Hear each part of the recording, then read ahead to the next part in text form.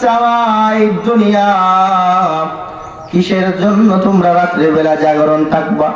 ওই কারণেই রাত্রে বেলা তোমরা জাগরণ থাকবা, কারণ ওই রাত্রে আল্লাহ রব্বুল আলামিন 7 আসমান পাড়ি দিয়ে নিচু আসমানে চলে আসেন। আল্লাহু আকবার। নিজ আসমানে চলে আসেন। আসার পরে বলেন আলা মিন মুস্তাগফিরিন ফাগফারা লাহু, কে আছো আমি আল্লাহর কাছে চাও, কার মাপ চাওয়ার প্রয়োজন আমি আল্লাহর কাছে চাও, আমি আল্লাহ রব্বুল আলামিন তোমাদেরকে মাফ করে দেব। আলা মিন মুস্তারজিকিন ফারজুকাহু, কার রিজিকের প্রয়োজন আমি আল্লাহর কাছে চাও, রিজিকের ব্যবস্থা করে দেব। আল্লাহু আকবার। আলা মুবতালিন ফাহুয়া বিহা, কার মুসিবত আছে আমি আল্লাহর কাছে চাও। আমাদের মুসিবত আছে না নাই? কথা বলে না। মুসিবত আছে না নাই? সমস্যা আছে না নাই? গুনাহ আছে না নাই?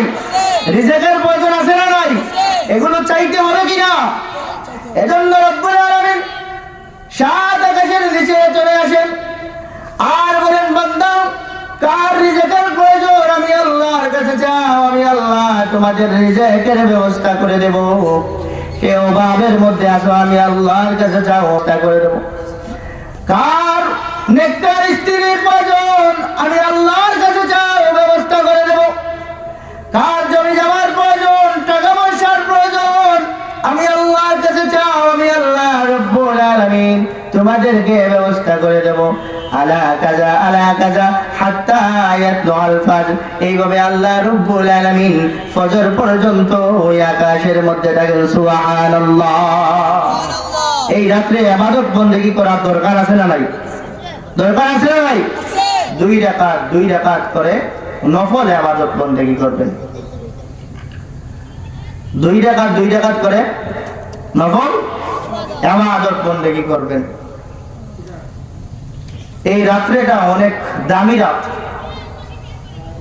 যেগুলো আপনাদেরকে বলে বুঝাইতে পারবো না এই রাতের কতটুকু দাম আছে।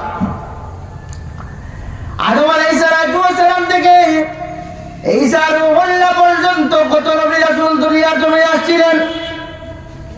কেউ দুনিয়ার জমিনে থাকেন নাই, কিন্তু আদম আলাইহিস সালাম থেকে ঈসা পয়গম্বর, মুসা পয়গম্বরের উম্মত ছিল কি ছিল না? ছিল। নূহ আলাইহিস সালামের উম্মতরা দুনিয়ার জমিনে ছিল, ওরা ইবাদত বন্দেগী করছে, কিন্তু ওরা তো শত শত বছর দুনিয়ার জমিনে বেঁচে ছিল। কত বছর? শত শত বছর। দেখা গেছে 500 বছরও বাঁচছেন, 600 বছরও বাঁচছেন, কিন্তু আমরা তো বেশি দিন বাঁচতে পারবো না। আমাদের বড় জোরে 60, 63, 70, 100, হাইয়েস্ট 100। কিন্তু আমাদের মধ্যে গুরুত্বপূর্ণ দিন আছে না নাই? কথা বলে না। গুরুত্বপূর্ণ রাত আছে না নাই?